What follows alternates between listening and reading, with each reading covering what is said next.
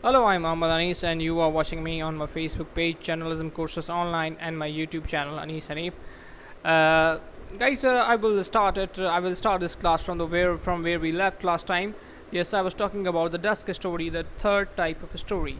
Yes, a newspaper's editor or a sub-editor or any news organization's editor or sub-editor can create a very good desk story about a certain case. As I told you, newspapers get their news from different sources, like from their own reporters, then from the government or NGOs, and then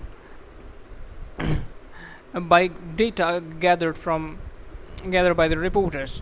So if an editor or sub-editor creates a story on his own desk about a certain case, about the economic situation of the country, it's called a desk story. How a desk story is composed is that the editor or sub-editor gathers all the data about a case. Even if it is a court case, he takes all the court hearings. If it is a serial killing case, he takes all the police investigation, all the material that is available, all the eyewitnesses if there are any, or all the statements, all the data around the case, and compiles a very good and engaging story for the readers.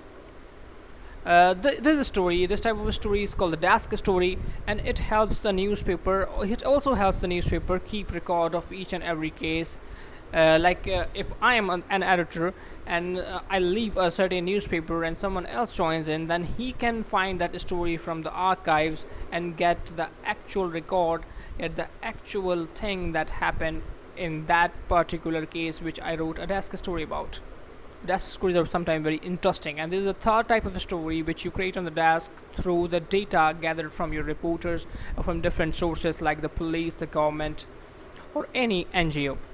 So this is the third type, and the last type of the story is investigative journalism. Investigative story. Yes, investigative journalism, I think, is the topmost type of journalism, where a reporter goes out, does his own investigation like a detective, gathers all the data so that the newspaper never gets into legal trouble. Of course, if he doesn't have a data to establish, if he doesn't have the data to establish what he's trying to establish,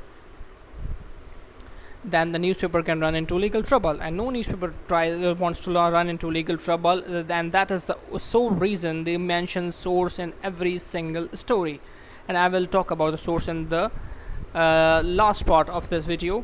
So investigative journalism, so investigative story is the topmost example of a story, is the topmost sort of journalism.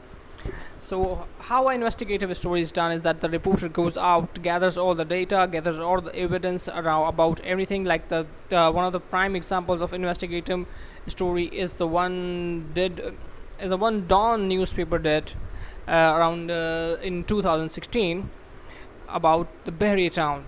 Like, the reporters actually worked for months and gathered data, gathered police data, gathered the SPCA data, Sindh Building Control Authority data, to establish that the Malik Riaz, the owner of the Bahria town, actually built Bahria town on an encroached land, or a land occupied through illegal sources.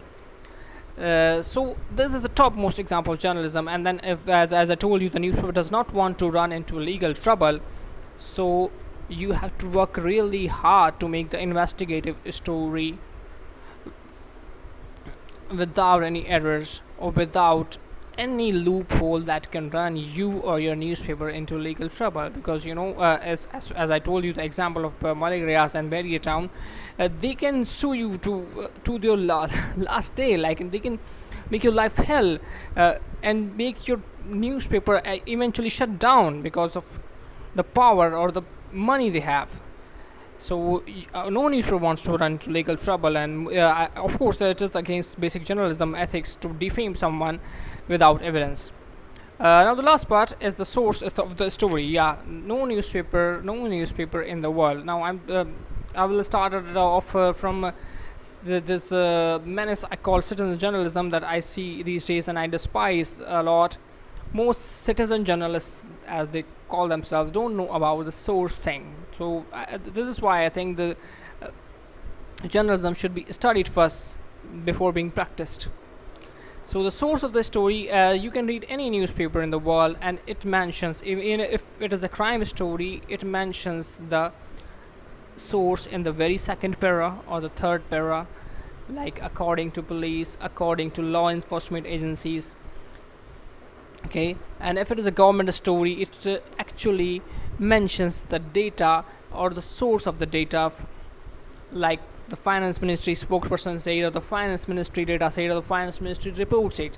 So they mention each and everything. Even if there is an encounter and police says that those killed were the terrorists, the newspaper never calls them terrorists. They say police told them terrorists. This is something that most citizen journalists, I will say, I will not call them journalists, don't know. Any story which you make without consulting the two sides, both the sides, if there are two sides to a story, any story that you make without consulting both the sides in a conflict is a defamatory story and not a journalistic story, not a news story.